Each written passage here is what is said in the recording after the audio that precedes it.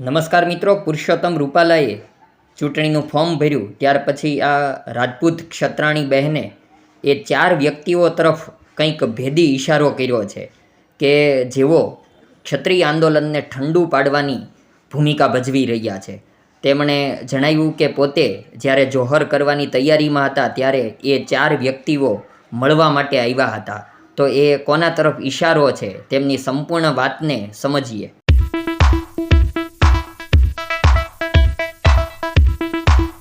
જય માતાજી, જય રાજપૂતાના, જય ભવાની. આજે પાછું મારે આ એક વિડીયો બનાવવો પડ્યો. એનું કારણ એ છે કે આજે એવું લાગે છે કે આપણું જાણે નાક કપાઈ ગયું. અત્યાર સુધી બધા કહેતા હતા શાંતિ રાખો, સારું રિઝલ્ટ આવશે, શાંતિ રાખો, સારું રિઝલ્ટ આવશે. અમે જ્યારે જોહર કરવા જઈ રહ્યા હતા ત્યારે અમને મળવા માટે 4 ભાઈઓ આવેલા, જે બહુ જ મોટી હસ્તી છે. નામ દેવા તો નથી માંગતી, પણ એ એટલી મોટી હસ્તી છે કે ડાયરેક્ટ મોદીજી સાથે વાત કરી શકે.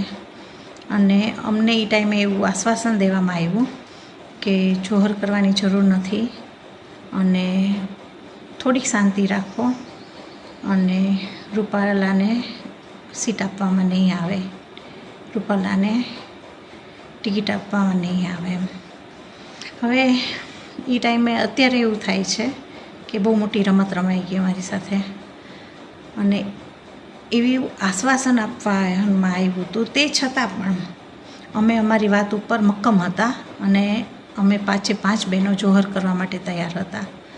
પણ અમારી ઉપર પોલીસનો બંદોબસ્ત બેસાડી દેવામાં આવ્યો, નજરકેદ કરી દેવામાં આવ્યા અને અમને એ ટાઈમે તો જરા પણ હલવા એમ કે જરાક પણ અમે હલીએ તો પણ અમારી સાથે પોલીસ હતી, લેડી કોન્સ્ટેબલ અમારા સાથે ને સાથે.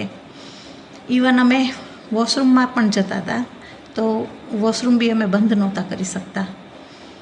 આટલો કડક ચોકી ફેરો અમારી ઉપર હતો. તો એમાં અમે જોહર તો કેવી રીતે કરી શકીએ, મુમકિન જ નહોતું. પણ આજે એમ થાય છે કે કોઈ પણ કારણ, કોઈ પણ રીતે આ વસ્તુ મેં શક્ય કરી શક્યા હોત તો આજે આપણું નાક ન કપાણું હોત.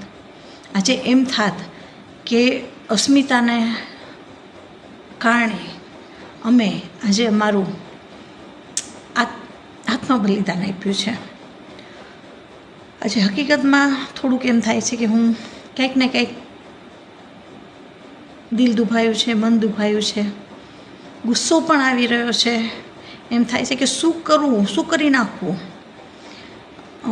સંકલન સમિતિ પણ એની રીતે કાર્ય કરી રહી છે, પણ અમને એના ઉપર પૂરો ભરોસો છે જ નહીં.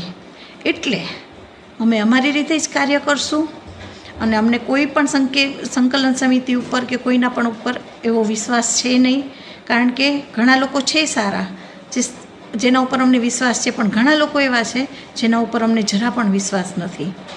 એટલે અમે અમારા રીતે કાર્ય કરશું. જેને પણ એવું લાગતું હોય કે આમાં આપણું નાક કપાયું છે અને જે પણ જવતરિયા ભાઈઓ છે અમારા, જે પણ રાજપૂત ભાઈઓ છે અમારા, એ બધા આપણે સાથે મળીને, જો તમને પણ લાગતું હોય કે રૂપાલાને હટાવવો જોઈએ તો આપણે બધા આપણું તાકાત લગાવી દઈશું અને ખૂબ ગંદી રીતે રૂપાલાને હરાવશું. અને પહેલાં હું કહું છું આજે કે અત્યાર સુધી મેં બીજેપી સિવાય કોઈને વોટ નથી આપ્યો, પણ આજે મારો વોટ કોંગ્રેસને જશે અને ભવિષ્યમાં પણ જ્યાં સુધી હું જીવતી ત્યાં સુધી મારો વોટ કોંગ્રેસને જ જશે. જય માતાજી, જય ભવાની, જય રાજપૂતાના.